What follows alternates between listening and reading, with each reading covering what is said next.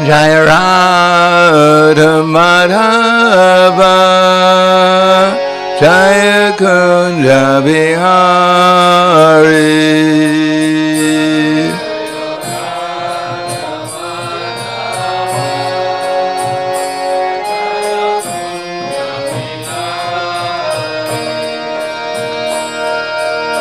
Gopidana Ballabha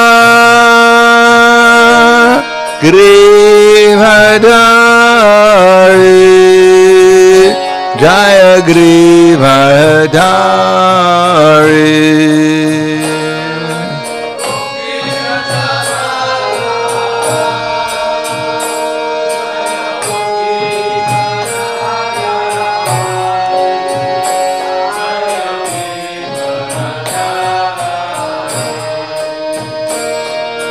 Gopidana Ballabha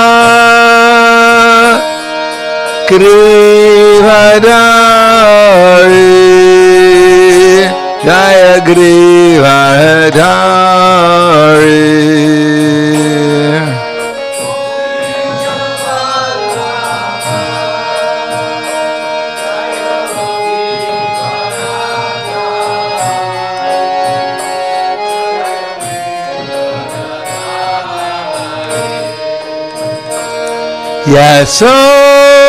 Yasodanandana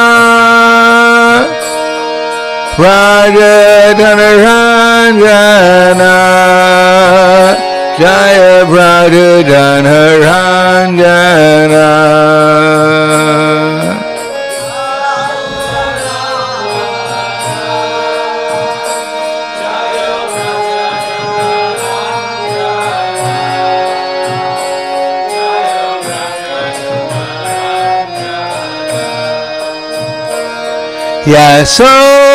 Yasodanandana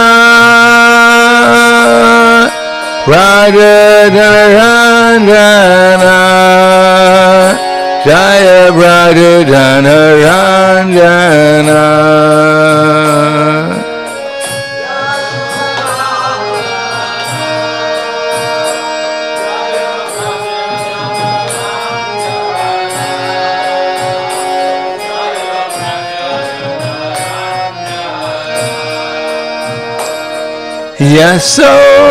Yasodanandana Rajadhanaranjana Jaya Rajadhanaranjana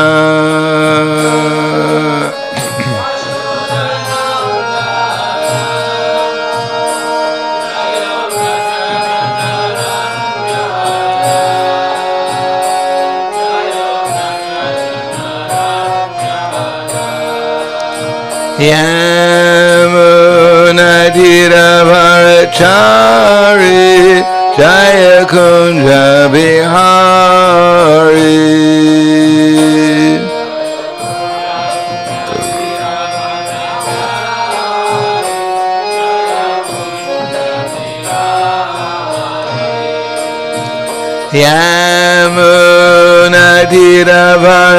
Yamunadiravarachari Jaya Kunja Bihari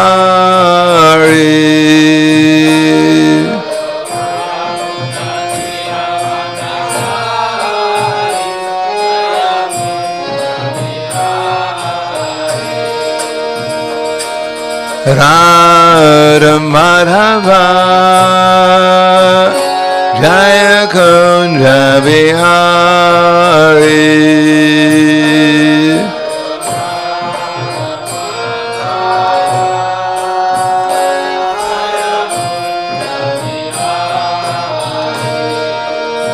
Jaya Radha Madhava Jaya Kunja Bihari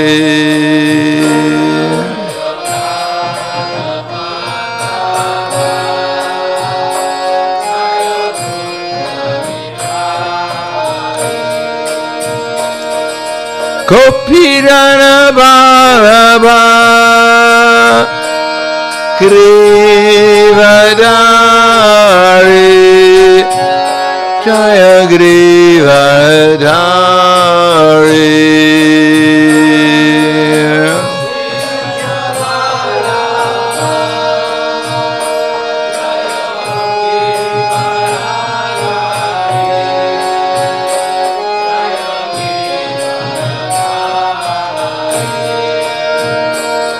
Gopijana Baba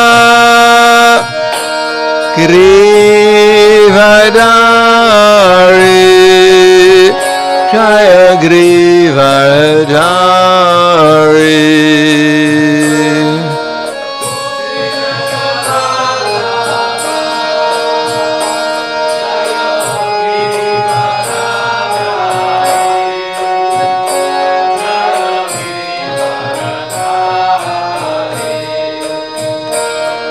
Yasodanandana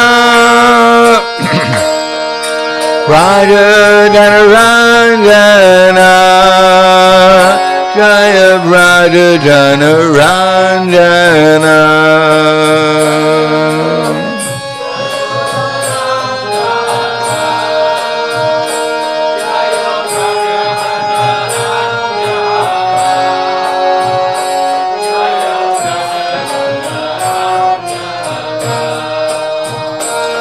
Yasodanandana Raja Janaranjana Jaya Raja Janaranjana.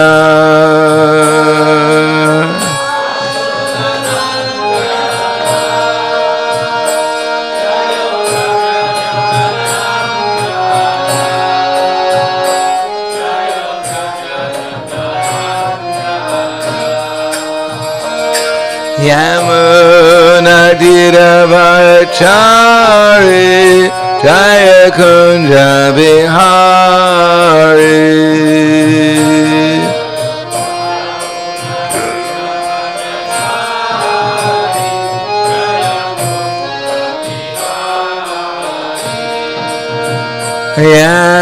Yamuna Dhiravachari Jaya Kunja Vihari.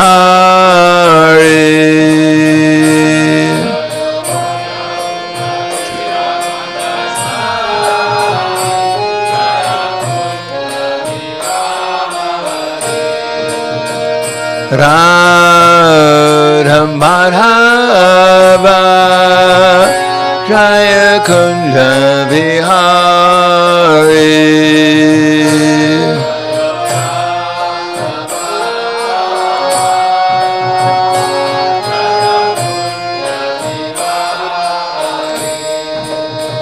Jaya Radha Madhava Jaya Kunja Vihari.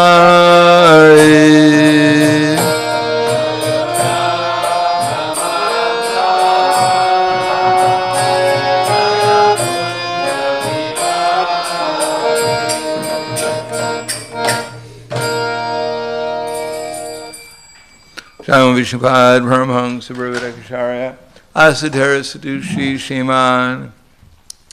His Divine Grace Sri Bhaktivedanta Swami Raj Srila Prabhupada Ki Jai. Gaur Premanande Harivos Slava Zabrani Bhaktam Slava Shri Guru Shri Grangi Namo Vishnu Braya Krishna Prasthaya Bhute Srimati Bhaktivedanta Swami Tanamane Namaste Saraswatam Deve Gauravani Vacharane Nirvishesha Srinivadi Paskatyate Satarane. Om Agyanatimanandasya Gananjana Salakaya Chaksur Umilitam Yena Tasmai Shri Guruve Namaha Shri Chaitanya Manobishtam Stapitam Yena Bhutale Swayam Rupa Kadamayam Tadati Swapadantikam Vandeham Shri Guru Shri Uta Parakamalam Shri Guru Vaishnavam Scha Shri Rupam Sagrajatam Sahagana Raganatam Vitam Tam Sajivam Sadvaitam Savadutam Parijana Saitam Krishna Chaitanya Devam Shri Radha Krishna Padan Sahagana Lalita Shri Visakans Vitamscha. Hey Krishna Karna Sindhu Dinabandho Jagatpate Gopesha Gopika Kanta Radha Kanta Namostute Tapta Kanshena Gaurangi Radhe Vrindavaneshwari Vrishubhanu Sudha Devi Pranamami Hari Priye. Panchakapa Turbhyascha Kripa Sindhubhyevacha Patitanam Pavanebhyo Vaishnavebhyo Namo Namaha. Shri Krishna Chaitanya Pranityananda Shri Advaita Gadadhar Shivasati Gaur Bhaktivinoda Hare Krishna Krishna Krishna Hare Hare Hare Rama Rama Rama Hare Hare. Om Namo Bhagavate Vasudevaya. Om Namo Bhagavate Vasudevaya. Om Namo Bhagavate Vasudevaya. Srimad Bhagavatam, Canto 8, Chapter 4. Gajendra returns to the spiritual world. I'm just going to read the translation for text 2, and we'll read text 3. There was a beating of kettle drums in the heavenly planets.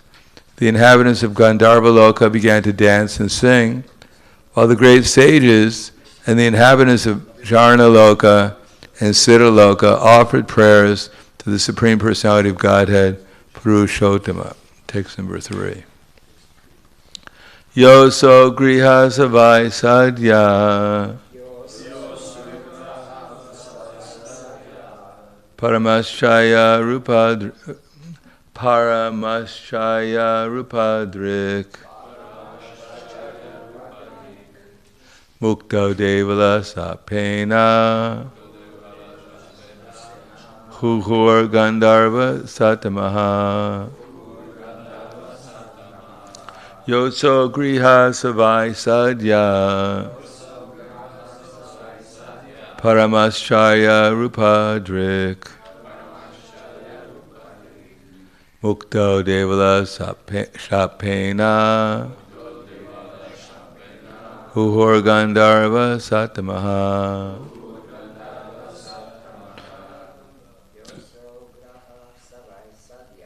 Yoso graha savai sadhya Paramaschaya rupadrik Mukta devala shapena Uhur Gandharva Satamaha. Ladies.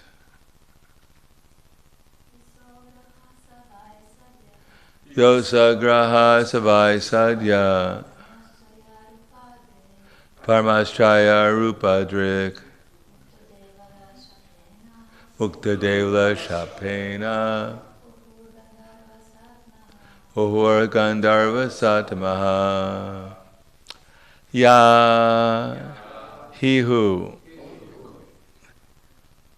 It's almost like hoo-hoo.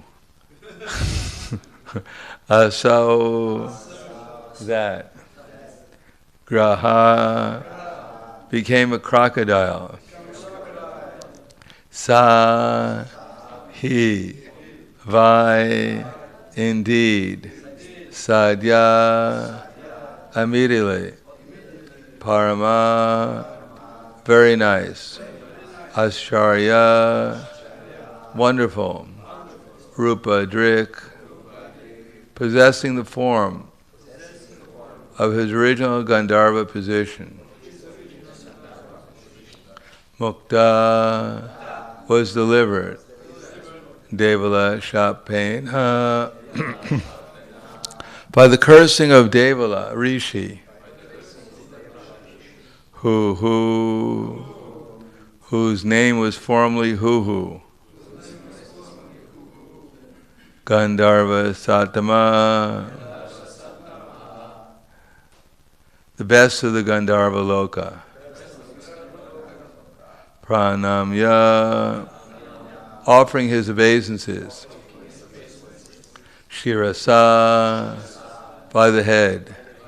Adisham, unto the Supreme Master. Uttama Shlokam, who is worshipped by the choicest verses. Abhyayam, who is the Supreme Eternal. Agayata, he began to chant Yashodhama, the glories of the Lord, Kirtanya Guna Sadkatam, whose transcendental pastimes and qualities are glorious. Translation and purport by His Divine Grace A.C. Bhaktivedanta Swami Srila Prabhupada. The best of the Gandharvas, King Hu, having been cursed by Devala Muni, had become a crocodile. Now, having been delivered by the Supreme Personality of Godhead, he assumed a very beautiful form as a Gandharva. Understanding by whose mercy this had happened, he immediately offered his respectful obeisances with his head and began chanting prayers just suitable for the Transcendental Lord, the Supreme Eternal, who is worshipped by the choicest verses. Purport. The story of how the Gandharva had become a crocodile will be described later. The curse by which the Gandharva took this position was actually a blessing, not a curse.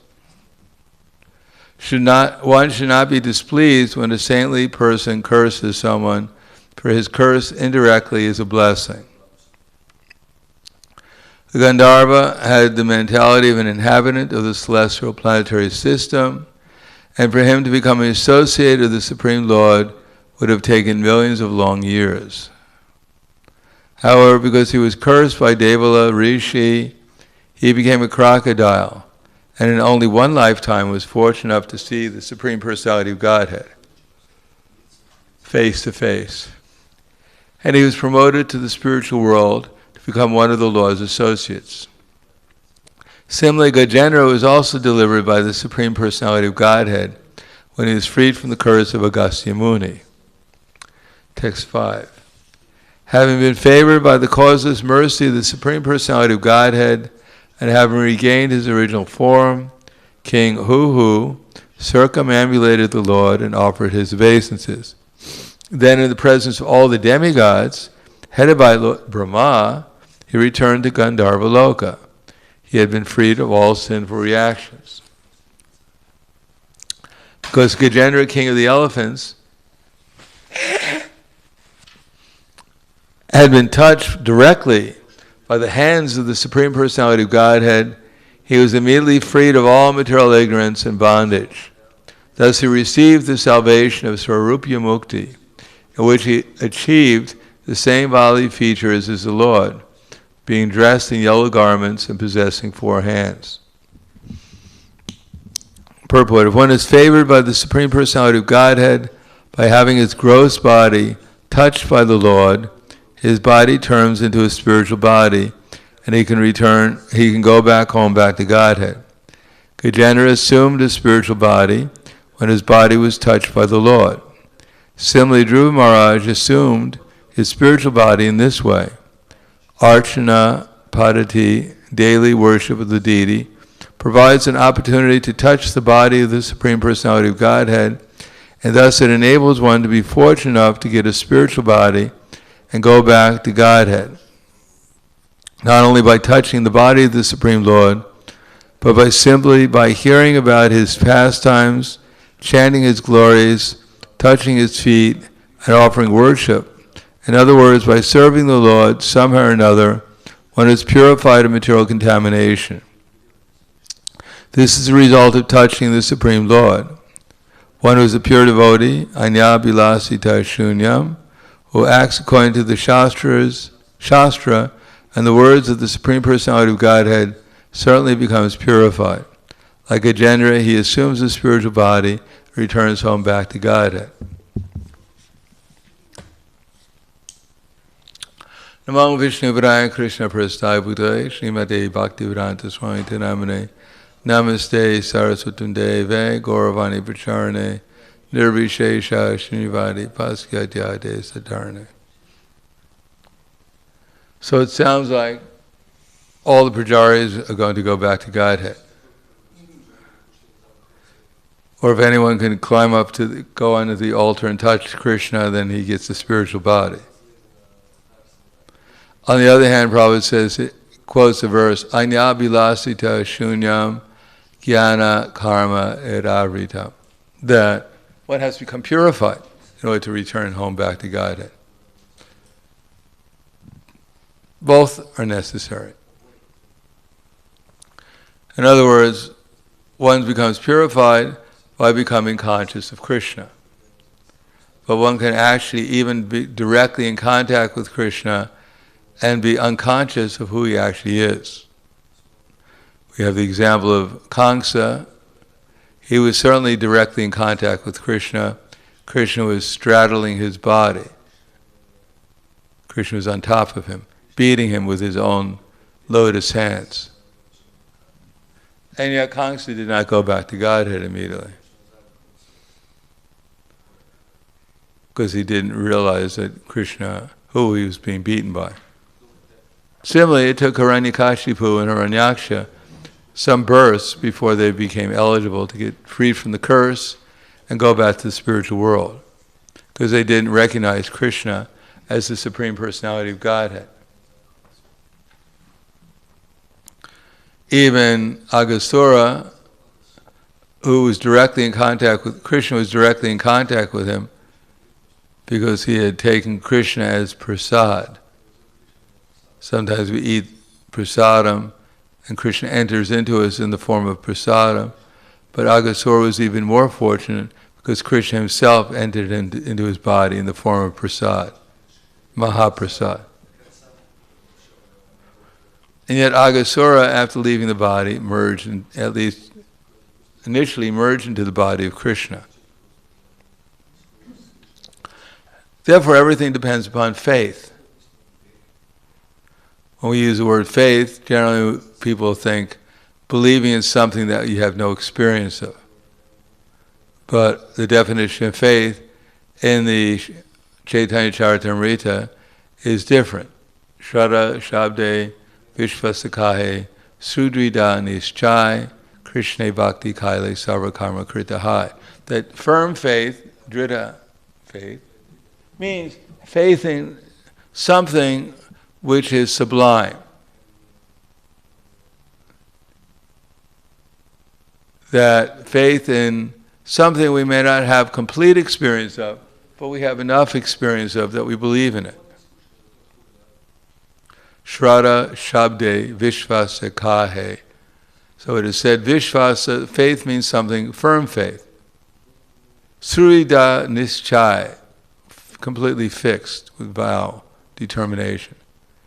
Krishna Kaile Sarva Karma Krita Hai.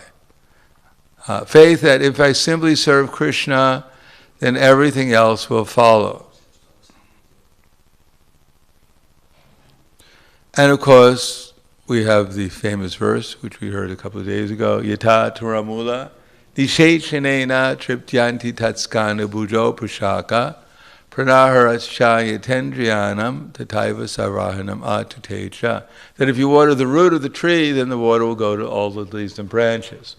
And if you supply food to the stomach, then naturally all the different parts of the body are served. Similarly, if one serves a chuta, then naturally all living entities will be satisfied, including the demigods. Now, we have examples of that in our books, how Durvasa Muni went to visit the Pandavas in the forest during their exile, because Duryodhana wanted that Durvasa Muni curse them. So he told Durvasa Muni, I heard there's a good restaurant in the forest, and Draupadi is the head cook. She feeds all the sages who go there. It's a free meal. We suggest you go there at lunchtime. So Durvasa Muni, with his 50,000 followers or so, decided to take lunch with Draupadi and the Pandavas in the forest, a picnic.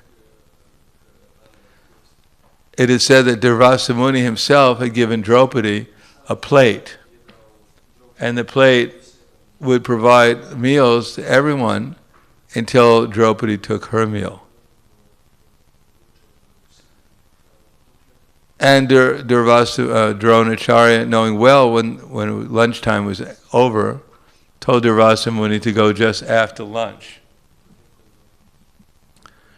All the sages that were accompanying the Pandavas in the forest were fed. Draupadi fed the Pandavas and took her meal. And now Durvasa Muni showed up with his 50,000 followers asking, we heard there's a good lunch here. Can we sit down and eat? We're hungry. So Yudhisthira Maharaj, knowing that Durvasa Muni is Ashutosha, an expansion of Lord Shiva, could be easily pleased, and he'd give all kinds of blessings, and if he was displeased, he'd curse. So generally speaking, when one is hungry and he doesn't eat, he gets angry. So knowing that Durvasa Muni would get angry if he said, "My dear sir, sorry, you're around 15 minutes late, come back tomorrow." So, on the other hand, King Yudhisthira said, "No problem, We'll have a nice hot meal prepared for you. Samosas, gulab jamins, puris, halava. Just come back after taking your bath in the Ganges." So Durvasa Muni was 50,000 followers, went to take bath in the Ganges. And Draupadi was quite disturbed because there was no way she was going to feed anyone. Even it would take too long to even pick leaves off the tree to feed 50,000 sages with leaves. Which is, obviously you don't serve cold leaves, you would have to heat them up at least. That would take too long. They didn't know what to do, but Krishna, being omniscient, understood their problem and appeared on the scene and asked if there was anything to eat. So Draupadi began to cry. Now we're going to be cursed by the sages and by Durvasa Muni, and now Krishna is coming and we can't feed him either. Krishna said, no, don't worry about it. Just see if there's anything left in the pot. So they found a little morsel of sabji. Krishna ate it, and it said the whole universe became satisfied. Now ordinarily, we offer some prasadam some bhoga to the deities. The deities eat it, and we're still not satisfied, nor is the whole universe. So how did Krishna get a little bit of sabji, and the whole universe became satisfied? Because it depends upon the offering. Who's offering it? If we have faith that Krishna is God, and that if we serve him, everyone's going to be served automatically, there's going to be a different reaction. And we think, well, here's a statue, and if we feed it, then at least we get something to eat too.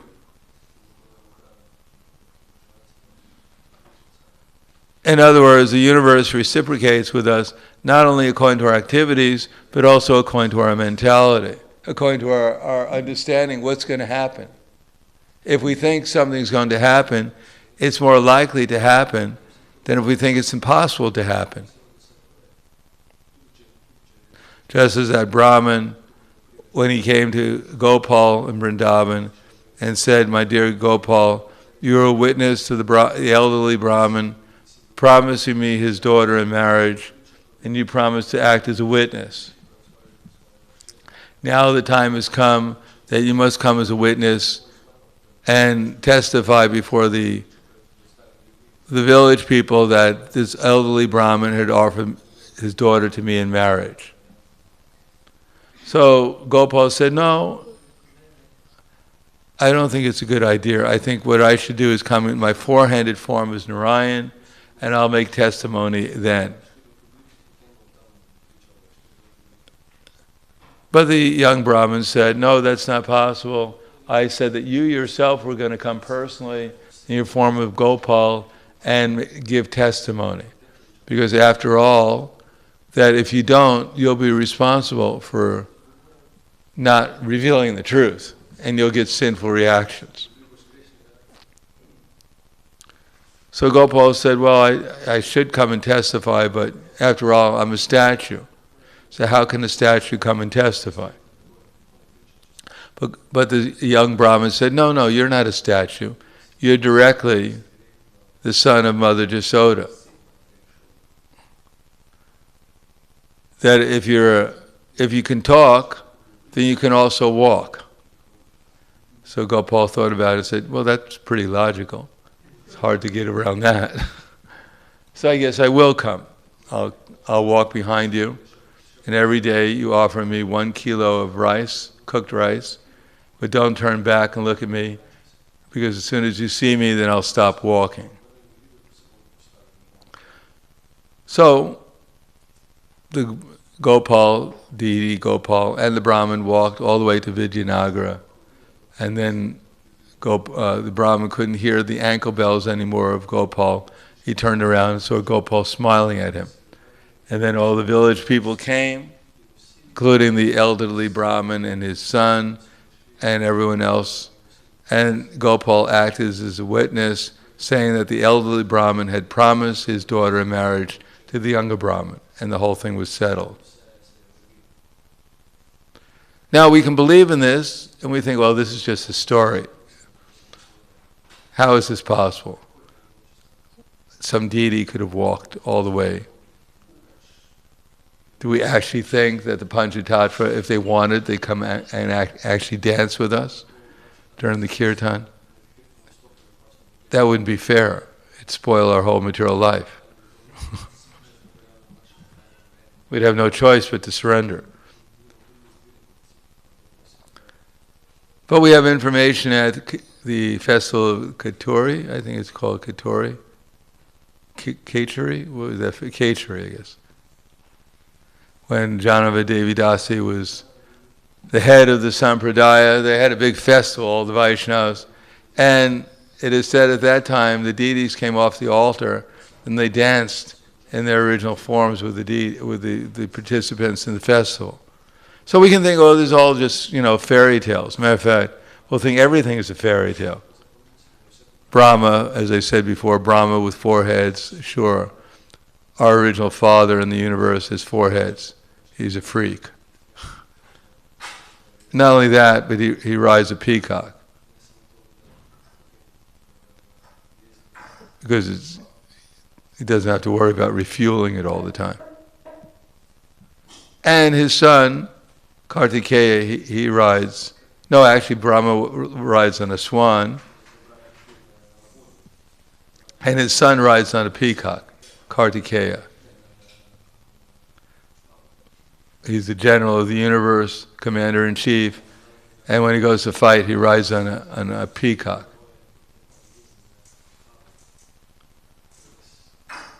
And the brother of Narada Muni and others, Bhrigu Muni, is Lord Shiva, and he has snakes in his hair.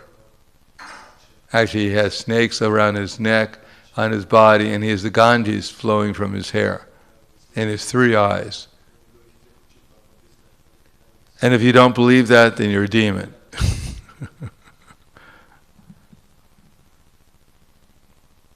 Plus, there are other things. That there is a mountain, we're on Jambudweep, a little part of Jambudweep. And Jambudweep is we're on Bharatvarsha, and Bharatvarsha is many times bigger than what the material scientists claim that this planet Earth is. 27,000 yojana, it's like 5 times bigger. And Bharatvarsha is only one of 9 varshas. 9 varshas on the Jambudweep.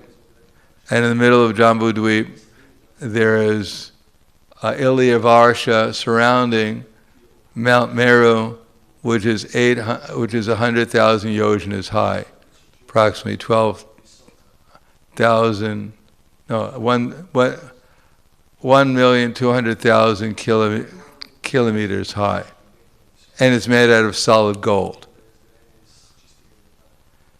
And if you could sell that mountain, you'd get rich.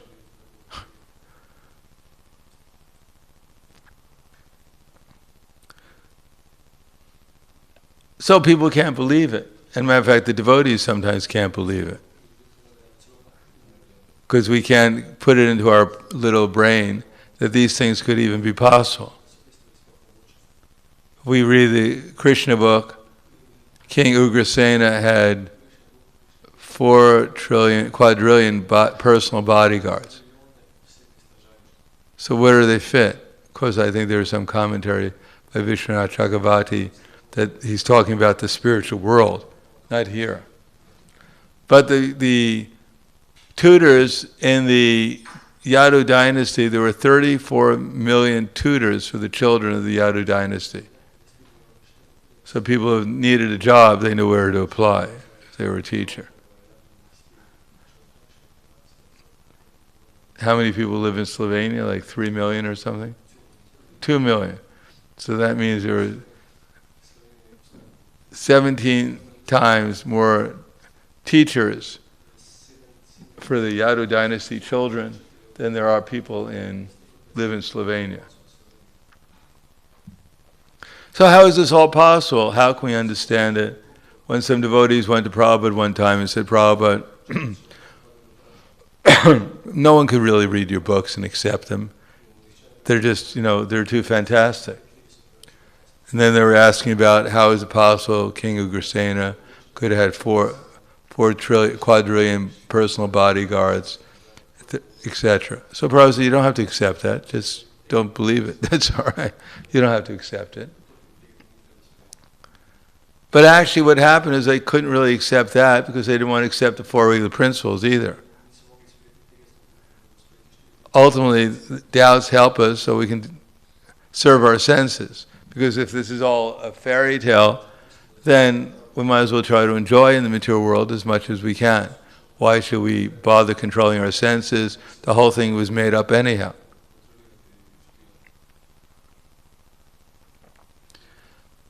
Therefore, we have to at least have faith that our body is changing, because we have experience. If we can't have enough intelligence to accept that our bodies are changing, but we're not changing, that's probably the thing that we have most direct experience of. That will give us some faith, at least, in the words of the Krishna and the scriptures. Beyond faith in these so-called scientists and philosophers and sociologists, etc., who don't even mention these things. That the universe is going on with intelligence, and incredibly so, much beyond our imagination. If we try to perceive what we're capable of perceiving, then a little bit of faith will grow. And if we dwell on things too much, things which are beyond our imagination, beyond our immediate conception or perception, then we'll lose faith. But why do people dwell on such things? Why do they argue, whether the jiva came from Mahavishnu or fell from the spiritual world? What do they spend their time fighting with each other? Because ultimately, they don't really want to have faith in the things that they can have faith in. They want to argue over the things that they can't really perceive and reach a conclusion under for other reasons other than actually performing devotional service. Now, knowing that Krishna and his form are none different, then that should lead us to the idea of serving Krishna with care and attention. Not that we like Vamsi Vamsi,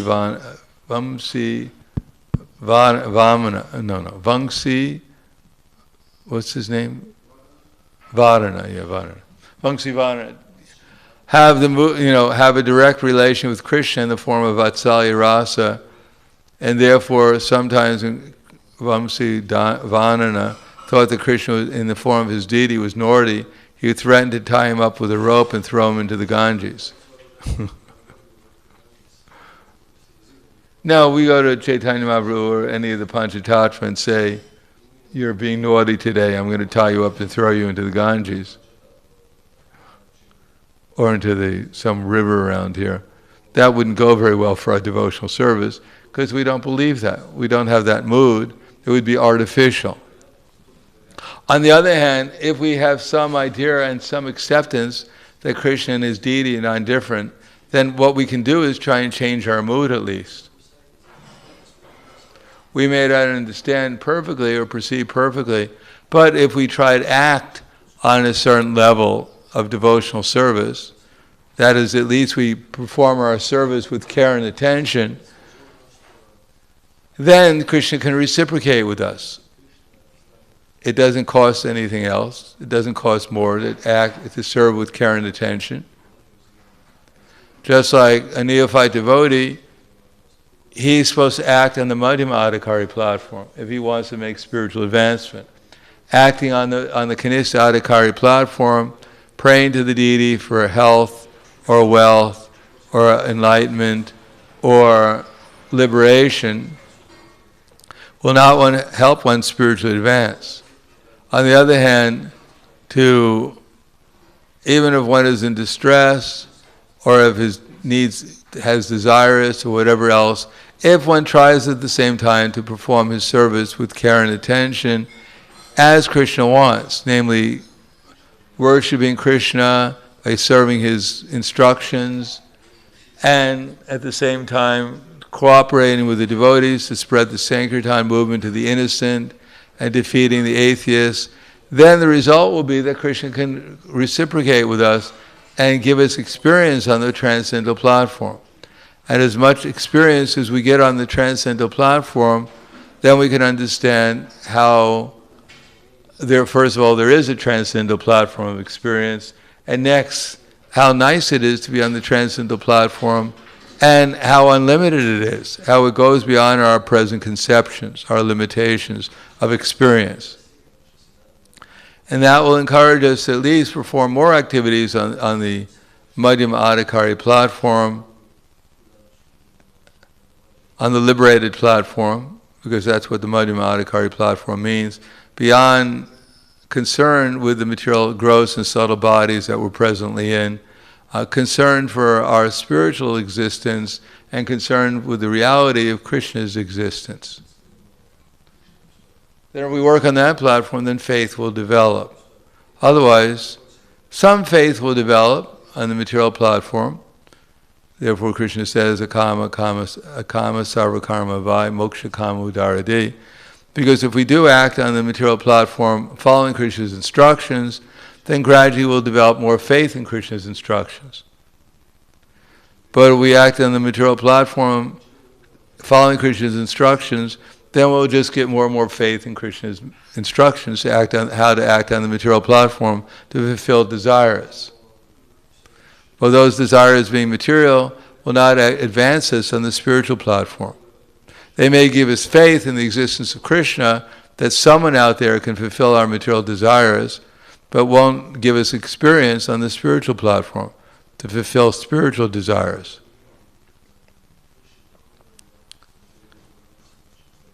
Therefore, it's advised that we tolerate the material senses and desires and try to act on the spiritual platform. And if we do that with faith, just like when we chant Hare Krishna, if we think it's the same old song, I've chanted so many times, and every time I chant it, I get the same result, which is practically nothing. Or maybe after a big kirtan, chanting for some hours, I feel a little peaceful, I feel good, I feel a little high.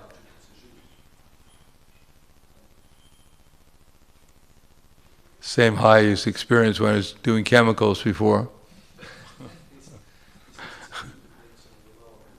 But that kind of, that's good, because at least one will have faith that there is something there to the holy name, beyond what I generally think. But if one actually believes that when we say Hare Krishna, that Krishna and his divine energy, Srimati Radharani, are personally present, and that the only thing blocking me from them is my causeless unwillingness to accept that.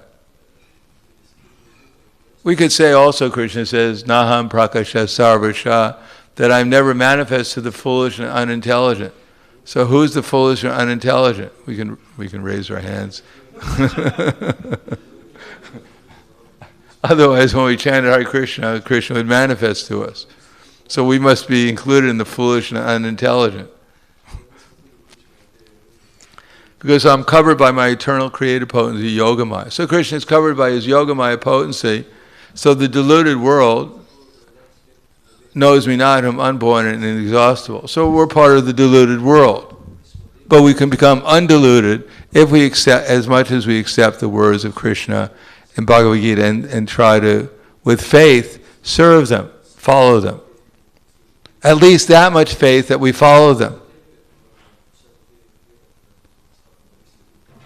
At least try it out. Therefore, at the very beginning of Bhagavad Gita, Prabhupada says that when you read Bhagavad Gita, at least you should agree with Arjuna when he accepts Krishna as the Supreme Personality of Godhead. At least don't deny that he could be the Supreme Personality of Godhead. At least have some, put it in abeyance, we could say, that he could be God, he may not be God, but I'm not going to doubt that it's impossible that he could be God. But I know if I follow his instructions, then I'll find out if he's God or not. So that's the idea of reading Bhagavad Gita. We may agree, we may not agree, we may understand, we may not understand.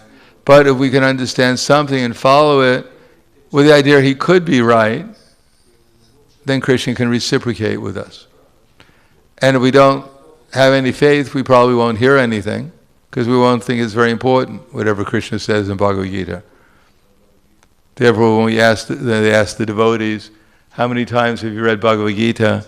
And some one of these ILS, ISKCON leadership sanghas, the average was, I forget, do you remember what the average was? Very low.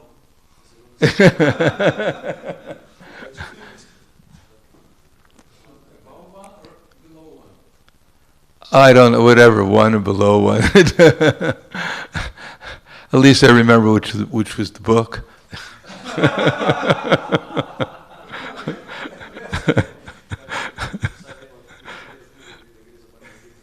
Because they think, oh, this is really boring, They're going to tell me I'm not this body. Krishna is God. I got to control my senses.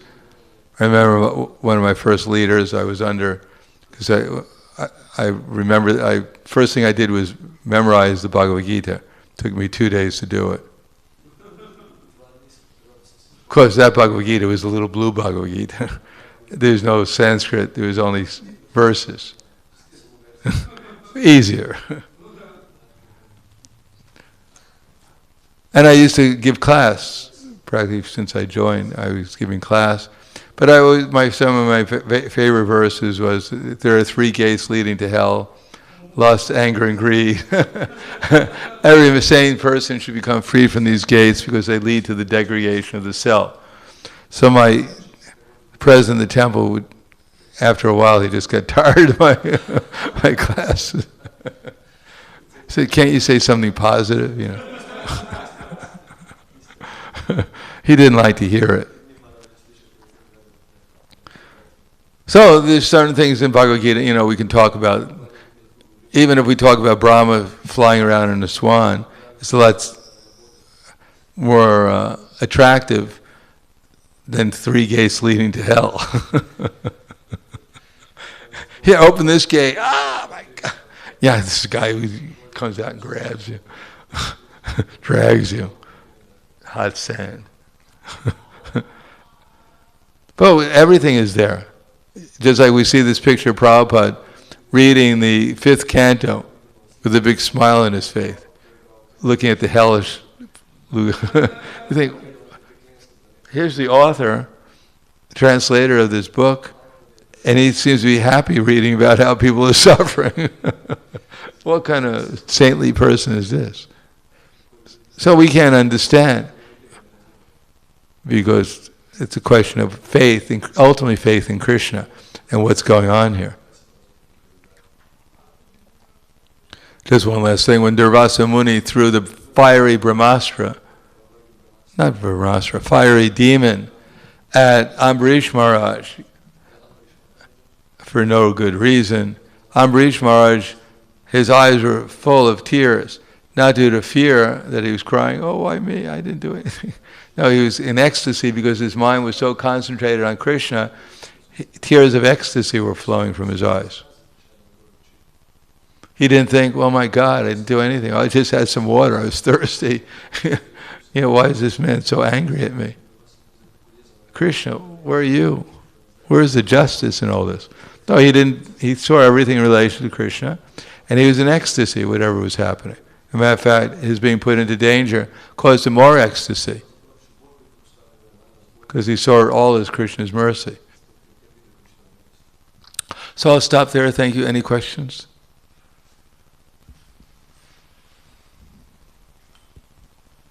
Hare Krishna.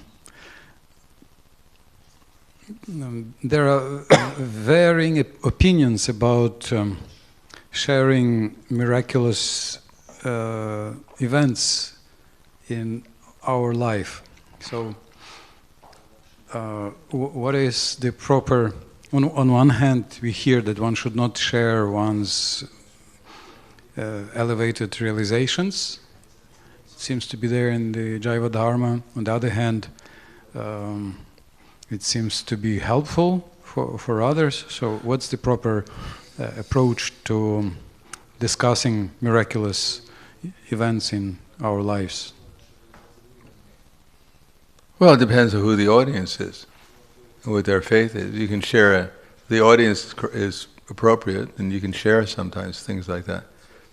And if you say something like that and they think you're crazy, or these devotees are crazy, they're taking drugs, obviously they're all in drugs, preaching to the faithless, it would be very inappropriate. So it depends on the audience. Prabhupada sometimes would share things, and sometimes he'd say it's none of your business. Depends who what the time, place, and audience, circumstances.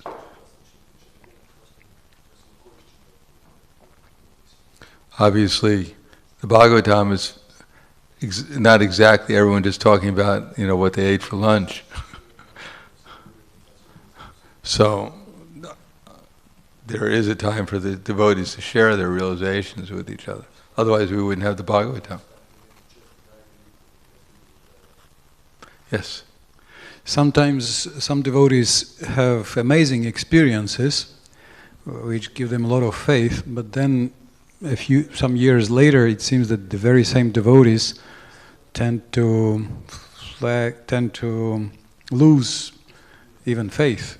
So why would that happen if Krishna revealed himself to them in such a wonderful way?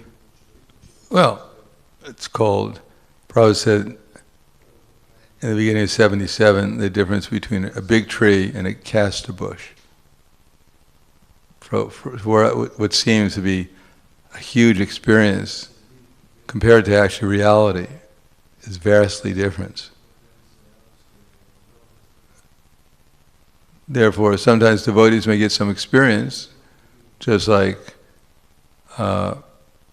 Daksha, after he got his head cut off, and he took his next birth, he was also Prajapati, and he offered wonderful prayers to Lord Vishnu in order to become empowered to propagate again. So Vishnu came riding in the back of Garuda with his 8 arms, and Daksha was so ecstatic that he was filled with transcendental bliss. Practically he couldn't even remain standing. But then when he was asked what benediction he wanted, he asked for the power to have unlimited sex life. So that's the covering potency of Maya. Covers what?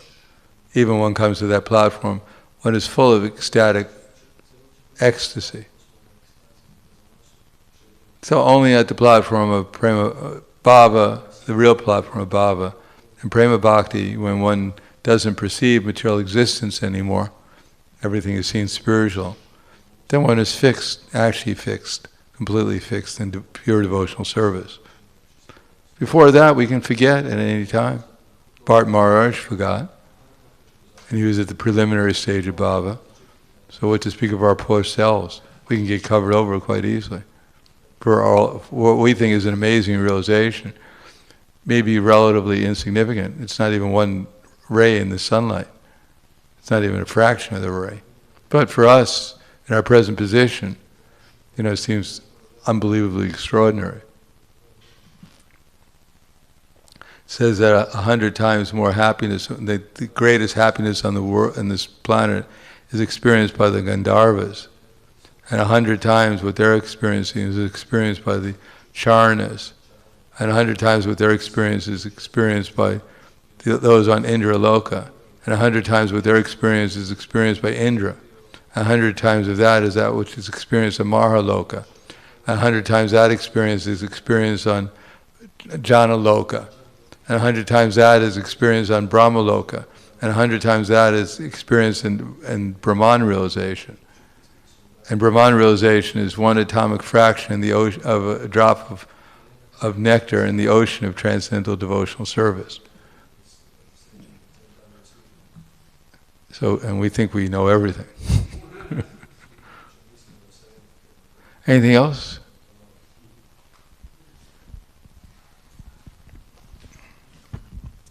Hare Krishna Maharaj, thank you for an inspiring lecture.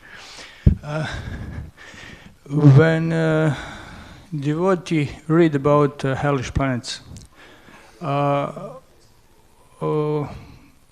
which attitude we should have, because devotee is supposed to, if make some mistake, to be forgive. Krishna will forgive to us and nullify reaction, this and that. It's supposed to be not for us. It's supposed to be for people who don't, Really? Okay. who don't are on the path. How we should We should see. become afraid.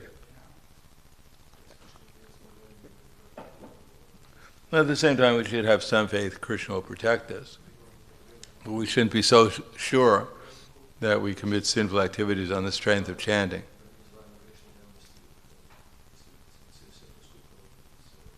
Because our only guarantee is our strictly following pure devotional service. Even Prabhupada writes in the Srimad Bhagavatam that if the GBC, he's appointed, the GBC is like Yamaraj. Yamaraj made a mistake and he got cursed. So if the GBC acts incorrectly, they may also get cursed and have to see Yamaraj. So we should have a little bit of fear, healthy fear, that keeps us strictly on the path of pure devotional service. That's why hell is there, to give us some fear. Not that, oh, I'm free. As Prabhupada said, that even if one performs devotional service, if he doesn't act properly, then he may come back and have an opportunity to perform devotional service his next life, even if he's low-born. So we shouldn't be so confident that, I have a ticket to the heavenly planets and that's the consolation prize. We have to, otherwise we'll never become serious.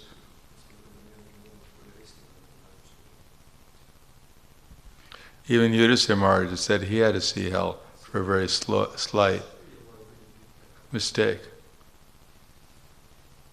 Anything else?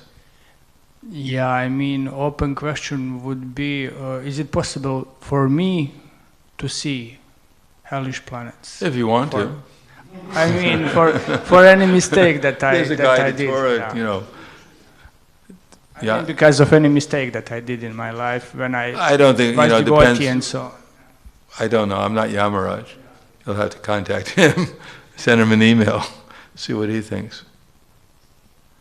But even if we went to hell, it wouldn't be so bad. We get darshan with the Mahajans. We can talk about Krishna with him. Ask him some questions.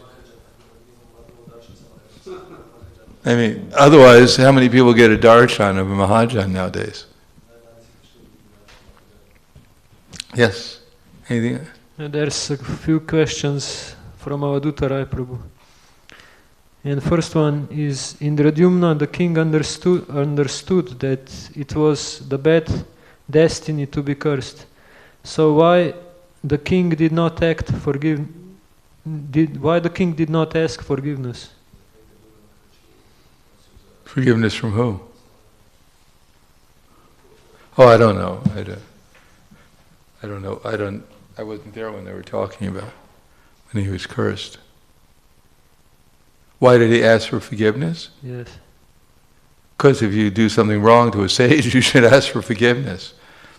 Not that, my dear sage, I kicked you in the head, you cursed me, I think I'll kick you again so I can get two curses.